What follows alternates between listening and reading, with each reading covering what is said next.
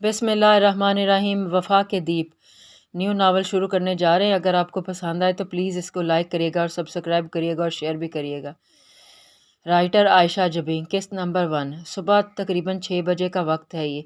وہ اپنے jogging track پر ranking کر رہا تھا، کانوں میں ہینڈ فری لگا کر اپنی ہی دھن میں ارد گرد سے بے نیاز مگر ایک دم الرٹ تھا۔ دیکھنے والے کو یہ گمان گزرتا ہے کہ اس کو اپنے ارد گرد ہونے والی حرکات کی بالکل خبر نہیں ہے، مگر اس کے دماغ میں کچھ دیر میں ہونے والی میٹنگ چل رہی تھی اور آنکھیں چاروں طرف ہمیشہ کی طرح جائزہ لینے میں مصروف تھی۔ وہ روز اس پارک میں آتا تھا، 6 فٹ 5 انچ ہائٹ، اور روز جم جانا ایکسرسائز کی وجہ سے وہ شاندار پرسنالٹی کا مالک تھا۔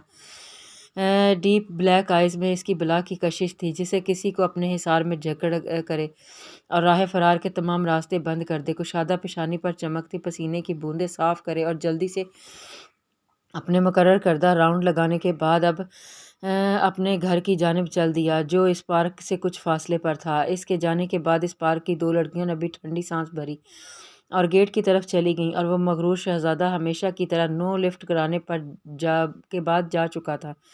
اب پارک کی رونق نہیں تھی۔ وہ دونوں بھی واپسی کی راہ پکڑ کر روز کی طرح مایوس ہو کر چل دی تھیں۔ اٹھو منا بیٹا، 6 بج گئے ہیں اور کتنا سونا ہے، پھر کالج سے لیٹ ہو جاؤ گی، ہمیشہ کی طرح بنا ناشتے کی جاؤ گی۔ کتنی بار سمجھایا صبح کا ناشتہ کتنا ضروری ہوتا ہے انسان کے لیے، مگر تم بات کب مانتی ہو؟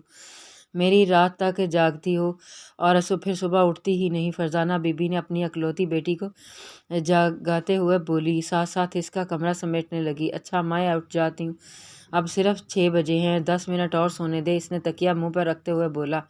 بس کرو منا، اب تم بچی نہیں ہو، جلدی اٹھ جاؤ، پھر تمہاری تائی امی ناراض ہوں گی اور اس نے کہ میں نے تمہیں بہت بگاڑا ہوا ہے۔ اور یہ کیا تم کبھی کسی نام سے بلاتی ہو اور کبھی کسی نام سے؟ کیا خراب عادت ہے یہ تمہاری؟ وہ اس کے پاس بیٹھی اور اس کے بالوں میں انگلیاں چلانے لگی تھی۔ منا نے تکیہ ہٹائے بنا سر اپنی ماں کی گود میں رکھا اور بولی، وہ خوش کب ہوتی ہیں، اور آپ میری ماں، میری سہیلی، میرا باپ، میرا بھائی، میری بہن، میری ہمدرد، میری ہمراہ سب ہیں۔ جو مرضی بلاؤں آپ کو، کسی کو کیا تکلیف ہے؟ تم میں کیا کروں؟ میری طرف سے سب بھاڑ میں جائیں، میں ایسی ہی ہوں، کسی کے لیے نہیں بدلنا مجھے۔ وہ منہ پھیلا کر بولی، بری بات، اچھی بیٹیاں ایسے نہیں بولتی، وہ ہمیشہ سوچ سمجھ کر اور تول کر بولتی ہیں، اور یہ بیکار الفاظ کتنی بار منع کیا ہے، نہ بولا کرو، تم رکتی ہی نہیں۔ چلو جی، اب بندہ ترازو ساتھ لے کر گھومے، ہر بات کو پہلے تولے اور پھر بولے، حد ہے یار۔ اور اس لفظوں کا کچھ برا نہیں جانا ہے، اس نے جانا ہے، بہت بری بات ہے۔ دعا کرتے ہیں سب کے لیے اور اپنے لیے بھی، اللہ تعالیٰ سب پر اپنا رحم کرے۔ اور تولنے کا وہ مطلب نہیں جو تم بول رہی ہو، اپنا لہجہ اور الفاظ درست کرو ورنہ کبھی بڑی پریشانی ہو جائے گی۔ وہ اپنی نادان بیٹی کو سمجھاتے ہوئے بولی، اچھا مائیں، اب بس کریں، جیسا آپ بولیں گی میں کروں گی، بس آپ یہ تائی امی کے بھوت سے خود بھی ڈرنا چھوڑ دیں اور مجھے بھی ڈرانا بند کر دیں۔ وہ بولتے ہوئے اٹھی اور اپنے لمبے براؤن سلکی بال سمیٹنے لگی، جوڑا بنا کر واش روم کی طرف چلی گئی، جبکہ فرزانہ بی بی فقط سر ہلا کر رہ گئی تھی۔ ان کی یہ اکلوتی بیٹی اپنی ہی مرضی کی تھی اور جتنا اس کو چپ رہنے کو بولتی تھی وہ اتنا ہی سب سے مقابلہ کرتی تھی، اور وہاں سے اٹھی اور کچن میں جا کر ناشتہ بنانے لگ گئی تھی۔ یہ ان کی روز کی ذمہ داری تھی جس کو انجانے کب سے نبھا رہی تھی، بلا معاوضہ، بلا تعریف کے۔ اس گھر میں اور وہ لوگ بھی موجود تھے، مگر یہ ڈیوٹی صرف فرزانہ بی بی کی تھی، جس پر ان کی لاڈلی بیٹی کو ہمیشہ سے چڑ تھی۔ وہ ابھی نہا کر آیا تھا، دیوار گیر الماری سے اپنا مخصوص ڈریس نکالا، زیب تن کر کے آئینے کے سامنے کھڑا، اپنے بالوں پر جیل لگا کر نفاست سے سیٹ کرنے کے بعد اپنے چہرے کو موئسچرائز کرنے پر اب وہ اپنے مضبوط کلائی پر نہایت خوبصورت گھڑی باندھ رہا تھا۔ بلیک ڈائل کی گھڑی اس کے سفید کلائی پر بڑی بھلی لگ رہی تھی۔ اچانک فون بجنا، اس نے بلوٹوتھ کان میں لگائی اور کال کنیکٹ کر کے اپنی باقی کی تیاری میں لگ گیا تھا، اور ساتھ انگلش میں کچھ بولنے لگا تھا۔ ساتھ ہی خود پر مردانہ پرفیوم کا سپرے کر کے ایک بار خود پر تنقیدی نگاہ ڈالی اور ڈریس اور سائڈ ٹیبل سے اپنا والیٹ، کیز اور فائلز اٹھا کر روم سے باہر آ گیا۔ مستحکم چال چلتا ہوا ناشتے کی ٹیبل تک آیا، جہاں ابھی تک کوئی نہیں آیا تھا۔ نہایت پرسکون سا ناشتہ کر کے ملازم کو اپنے جانے کا بتا کر اپنی جیپ میں بیٹھا اور اپنی منزل کی طرف چل دیا۔ وہ نہا کر باہر آئی تو پانی ابھی بھی اس کے براؤن بالوں سے پانی موتیوں کی مانند ٹپک رہا تھا۔ بھاگم بھاگ اپنی یونیفارم پہنی اور کالج کے لیے تیار ہونے لگی۔ बैग में बुक्स को जैसे ठूंस कर भरा और नम बालों पर कैंचे लगाकर आंखों में फ़कत काजल की लाइन लगाई और होंठों पर हल्का गुलाबी ग्लोव्स लगाकर जॉगर्स पहनकर सर को अच्छी तरह दुपट्टे से कवर किया और बाहर आ गई, जहाँ पूरा घराना नाश्ते के लिए मौजूद था। इसकी कुर्सी पर हमेशा की तरह इसकी ताई की बेटी बैठी थी, जो कि इसको देखकर जल गई थी। वो इतने मेकअप करने के बावजूद मुन्ना बराबर भी मना नहीं कर पाई थी। इसकी गोरी रंगत पर ब्राउन बड़ी बड़ी आंखें, सैतून नाक और गुलाबी होंठ किसी भी मेकअप के मोहताज नहीं थे, और इसको देखकर जहाँ कुछ नज़रों में जलन और हसद नज़र आई थी, वहीं कई नज़रों ने इसके चेहरे का तवाफ़ किया था, मगर वो हमेशा की तरह अपनी मौज में थी। उठो भाई मेरी जगह से। वो अपना बैग सोफ़े पर डाल कर आई और रमन से बोली, जो इसके ताया फुरकान की बेटी थी, और इस वक्त वो जानबूझकर मुन्ना की कुर्सी पर बैठी थी। तुम कहीं और बैठ जाओ, ये जगह तुम्हारे नाम तो नहीं। रमन बालों को झटक कर अदा से बोली, बात सुनो मेरी, ये जगह मेरी है, रही मैं रोज़ यहाँ बैठती हूँ ताया अब्बू की साथ कुर्सी वाली कुर्सी पर है। रही नाम की बात तो सब्र करो, वो बोली, और अपने बैग से परमिट मार्कर निकालकर वो रमन को खड़ा करके इस पर अपना नाम लिखा, मनाल रेयान सदीकी। अब इस पर मेरा नाम क्या, मेरे बाप का नाम भी लिखा है। अब कुर्सी के पास से अभी मत भटकना, वरना वो इस उंगली दिखाकर बोली तो सबसे पहले दानियाल की हंसी निकली, जिसमें जो वो अपनी माँ की आंखें दिखाने पर कंट्रोल कर गया। क्या बदतमीज़ी है, सुबह सुबह रोज़ का तुम्हारा तमाशा है। मनाल अब तुम बड़ी हो गई हो, ये लड़ाई झगड़ा अच्छा लगता है। सालिया बेगम से बेटी की इतनी बेइज्जती बर्दाश्त नहीं हुई। ताई अम्मी ये भी रोज़ मेरी जगह पर बैठ जाती है, अगर मैं बड़ी हो गई हूँ तो या आपकी लाडली भी बड़ी हो गई है, इसको भी समझाए कोई। वो दवाबन बोली तो सालिया बेगम का गुस्सा अर्श पर पहुंचा। इससे पहले वो कुछ करती, फरकान साहब ने बीच में बोलकर इनको खामोश किया। रमन तुम भी क्यों तंग करती हो, जानती बहन को जानती, वो हमेशा से ही यहाँ मेरे पास बैठती है। और इधर अपनी माँ के साथ वो अखबार से नज़रें हटाकर बोले, अब्बू आपने देखा,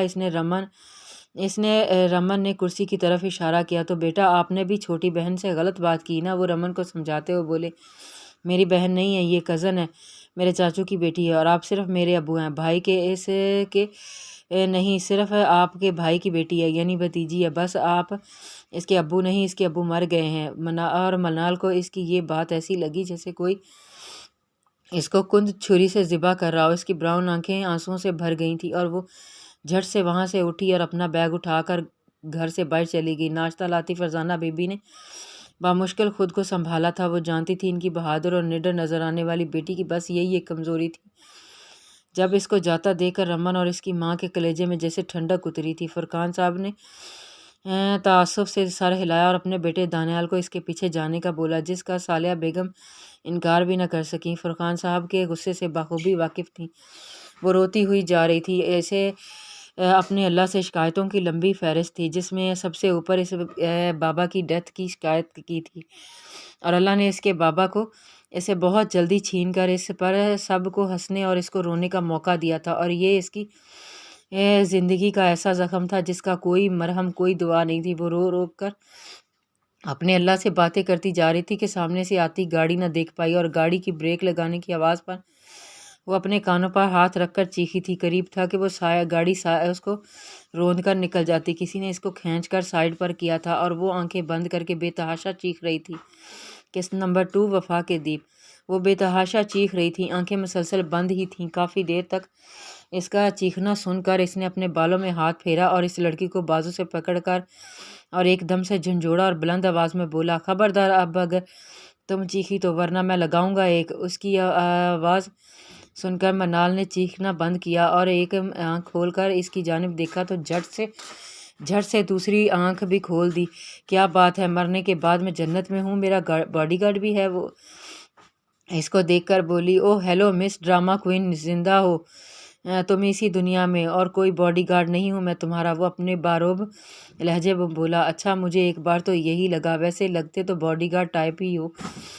मनाल इसके गिर्द घूमकर इसका जायज़ा लेते हुए बोली, तुम्हारा ये पोर्शन खाली है। इसने कनपटी की तरफ इशारा करके बोला, जिसका मनाल ने बुरा मुंह बनाकर जवाब दिया। अभी वो कुछ बोलती, सामने से आते एक फ़ौजी सोल्जर को دکھ کر اس کی آنکھیں جگنو کی طرح چمکی۔ واہ جی سر پلیز ایک سیلفی لے لیں میرے ساتھ، وہ اس کو دیکھ کر خوش آمدی سے بولی جب وہ ساتھ کھڑے بندے کو دیکھ رہا تھا جو اس کو کھا جانے والی نظروں سے دیکھ رہا تھا۔ سر پلیز ایک ریکویسٹ ہے، سر پلیز ایک سیلفی بنا لیں میرے ساتھ، پورے کالج نے جل جانا ہے جب میں ان کو دکھاؤں گی، میری رمن وہ مر جائے گی صدمے سے، پلیز پلیز سر یہ میری خواہش پوری کر دیں۔ وہ ہاتھ جوڑ کر بولی الہی بخش پوری کر دو اس بیچاری کی خواہش، جلا لے یہ اپنے کالج والوں کو، ہو سکتا ہے یہ اس کی آخری خواہش ہو۔ کیوں آنکھوں کو زبان کا استعمال ہے زیادہ ہے محترمہ کا، کسی اور کے مرنے سے پہلے خود ہی شہید نہ ہو جاؤں اگلی گاڑی سے، وہ بول کر اپنی گاڑی کی طرف بڑھ گیا، جبکہ منال الہی بخش کے ساتھ خوشی خوشی سیلفی بنا کر اب الہی بخش سے آٹوگراف لے رہی تھی اور ساتھ ساتھ اس کی زبان فراٹے سے چل رہی تھی۔ آپ کتنے اچھے ہیں سر، کتنے نائس، ایک وہ بندہ تھا، ذرا سا گاڑی سے کیا بچتا، اتنی باتیں سنا دی، بچایا کیا باتیں سنا دی کہ میں پاگل ہوں، اور آپ کو کیسے بولا میرے ساتھ سیلفی لے لیں، اور پتہ نہیں کیا کیا، جیسے وہ آپ کا کوئی بڑا افسر ہو۔ بندے کی شکل اچھی تو چاہیے کہ بات بھی اچھے سے کرے، یہ کیا منہ بنا کر پھر مجھے دیکھے، میں ہر وقت خوش رہتی ہوں جب بھی اتنی پیاری ہوں۔ وہ اترا کر بولی سڑیل ہے وہ تو، پورا سڑیل کہیں کا ہو نہ ہو، بول کر وہ منہ بنایا اور الہی بخش سے آٹوگراف کی بک لے کر اپنے بیگ میں رکھنے لگی، اور وہ مسکرا کر اس کا شکریہ بولی اور اس کو ہمیشہ اپنے بیگ میں موجود چاکلیٹ سے 2 چاکلیٹ نکال کر دیں، اور یہ آپ کے لیے ایک اس سڑیل کو بھی دے دینا، شاید آپ کا باڈی گارڈ ہے وہ بول کر اپنا بیگ پہننے لگی۔ وہ سینئر ہیں میرے اور ان کا نام میجر روحان ہے، جس کو آپ بار بار، وہ بول کر ایک پل کے لیے رکا۔ جونیئر تو جونیئر، سینئر بھی اس کی بہت عزت کرتے ہیں، مگر آپ، وہ بول رہا تھا اور منال کے طوطے اڑ گئے، مانو سارا خون خشک ہو گیا، مارے شرمندگی کے اپنے ناخن چبانے لگی جب الہی بخش کو میجر روحان نے آواز دی اب آؤ گے الہی بخش، یا کوئی لیٹر لکھوانا پڑے گا تمہارے نام، پہلے ہی بہت دیر ہو گئی ہے اس ڈرامے میں۔ جی جی آیا سر، الہی بخش جلدی سے بولا اور اپنے قدم گاڑی کی طرف بڑھائے۔ ان کو جاتا دیکھ کر منال ہوش میں آئی، جیسے وہ بھاگ کر ان کی گاڑی تک آئی، مگر جب تک میجر روحان نے گاڑی زن کر کے وہاں سے نکالی اور وہ پیچھے سے پاؤں پٹکتی رہ گئی اور منہ بنا کر بولی صحیح کہا تھا، ہے ہی سڑیل۔ گاڑی میں بٹھا کر الہی بخش نے اس کو مسکرا کر دیکھا تو جواباً وہ بھی مسکرایا، لگتا تھا تمہاری کوئی رشتہ داری تھی اس لڑکی سے، وہ درمیان سے ڈرائیو کرتے ہوئے بولا۔ نا جی سر جی، وہ تو آپ نے بولا نا، تو اس کے ساتھ وہ کیا کہتے ہیں، وہ دھن پر زور دے کر بولا سیلفی، منہ موڑ کاٹتے ہوئے مختصر سا بولا ہاں جی وہی آپ نے بولا تھا جو وہ بنائی ہے، پھر آٹوگراف کا بولی تو وہ دے دیا، اور اس کو آپ کا بتایا۔ کیا بات ہے تمہاری، تم میری ہر بات مانتے ہو اور سیلفی کے بعد آٹوگراف بھی دیتے ہو ہیں، تمہارا اور تمہاری بیوی کو بتانا پڑے گا، وہ سنجیدگی سے بولا۔ اور میرا کیا بتایا تم نے اس کو؟ نا سر جی ایسی کوئی بات نہیں، وہ تو بیٹی کی طرح ہے میری، اور آپ کا یہ بتایا کہ آپ سینئر ہیں میرے اور آپ کی بڑی عزت ہے جونیئر اور سینئر کے سامنے، وہ بولا۔ اچھا اور تمہیں یہ سب بتانے کی ضرورت کیوں پیش آئی، پوچھ سکتا ہوں؟ وہ سر جی اس بولنے کے لیے منہ کھولا۔ چھوڑیں سر جی، یہ اس نے دی، ایک آپ کو اور ایک میرے لیے۔ الہی بخش نے اس کے آگے منال کی دی ہوئی چاکلیٹس کی جو اس نے پکڑی اور الہی بخش کو سوالیہ نظروں انداز میں دیکھنے لگا۔ کیا بول رہے تھے تم بتاؤ، خاموش کیوں ہو گئے تھے؟ جانے دیں سر جی، بچی ہی ہے ابھی، وہ بولا۔ وہ پھر بھی کیا بولا تمہاری اس بچی نے جو تم چھپا رہے ہو؟ اب غصہ تو نہیں کریں گے؟ نہیں، یا بول بھی دو، اب کیا پہیلیاں بجھوا رہے ہو؟ وہ سمجھی آپ میرے باڈی گارڈ ہو اور بولی ہاں یہ تو پتہ ہے، وہ مجھے بول رہی تھی باڈی گارڈ لگتے ہو۔ یہ ان لڑکیوں کا نا سرحد پار کی فلمیں دیکھ کر دماغ خراب ہو گیا ہے، ان کا قصور نہیں ہے۔ اچھا اور کیا بولی؟ اس کی سوئی وہیں اٹکی تھی۔ سر جی وہ بولی، کیا بولی بھئی سڑیے، وہ ایک دم سے بولا اور سر جھکا گیا جب روحان نے پہلے ناسمجھی سے سر ہلایا اور ایک دم بریک لگائی اور الہی بخش کو دیکھا جو کسی مجرم کی طرح سر جھکا کر بیٹھا تھا۔ سڑیل ایک بار خود بول کر اپنا منہ سامنے مرر میں دیکھا اور ہنسنے لگا، ہنستے ہوئے آنکھوں میں پانی آ گیا تھا جب الہی بخش اس کو تعجب سے دیکھنے لگا، جو شاید عید کے عید ہی زبردستی مسکراتا تھا۔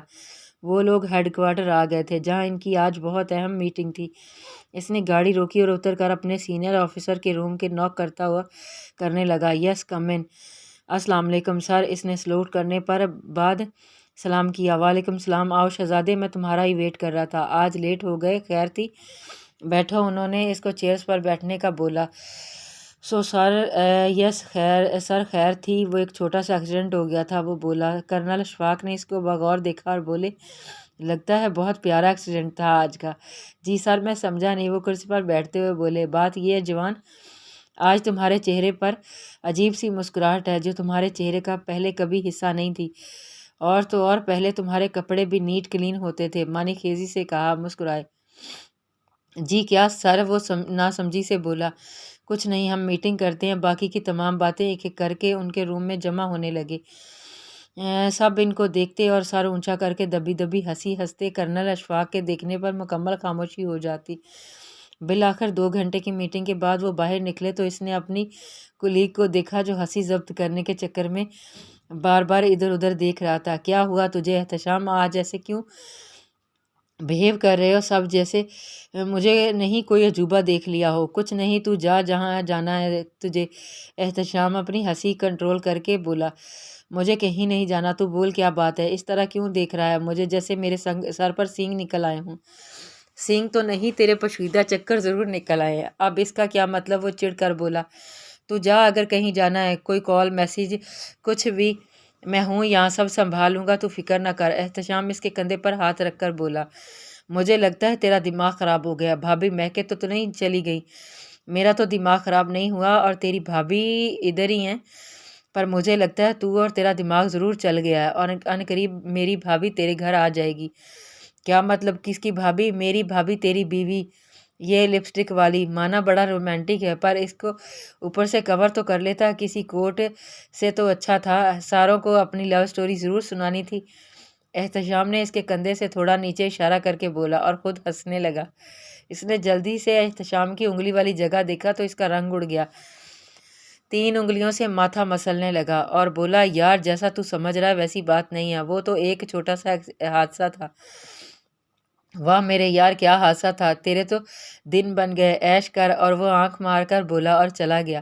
جب اس کے جانے کے بعد روحان نے اپنا سر پکڑ لیا اور سب کی ہنسی اور کرنل اشفاق کی باتیں یاد کر کے غصہ کرنے لگا۔ کیا مصیبت تھی، تم تماشا لگوا دیا میرا۔ وہ اپنی سکن کلر کی شرٹ پر لگا لائٹ پنک کلر کی لپسٹک کا نشان دیکھ کر بولا، جو شاید اس کو سڑک سے کھینچتے وقت لگا تھا۔ جیو اس کے سینے سے ٹکرائی تھی۔ تمہیں تو میں دیکھ لوں گا مس پھلجھڑی، آج تم نے حد کی ہے، آج تک میرے ساتھ ایسا نہیں ہوا۔ وہ اپنی پاکٹ سے رومال نکال کر شرٹ سے داغ صاف کرنے لگا۔ سر جی، یہ ایسے نہیں جائے گا، پانی سے صاف کریں، پھر صاف ہوگا۔ پاس سے گزرتے سویپر نے اپنی قیمتی رائے سے نوازا۔ تمہیں بڑا تجربہ ہے، اب تم رہتے تھے مشورہ دینے کے لیے، جاؤ یہاں سے اور کام کرو اپنا۔ وہ جل کر بولا اور اٹھ کر واش روم کی طرف چلا گیا۔ آئینے کے سامنے کھڑا ہو کر شرٹ اتاری اور اس کو صاف کرنے لگا۔ ساتھ ہی اس کے دماغ میں پھر سے صبح کا واقعہ گھوم گیا۔ توبہ ہے، کتنی چیختی ہے جھلی لڑکی۔ اور پھر الہی بخش کی بات یاد کر کے اس کے لبوں پر پھر سے مسکراہٹ دوڑ گئی۔ سڑیل، یہی بولا تھا، اب بتاؤں گا، ایک بار مل جاؤ، کیا ہے ہوں اور کیا کر سکتا ہوں، پھر بتاؤں گا کیسا ہے یہ۔ سڑیل جاری ہے، کنٹینیو۔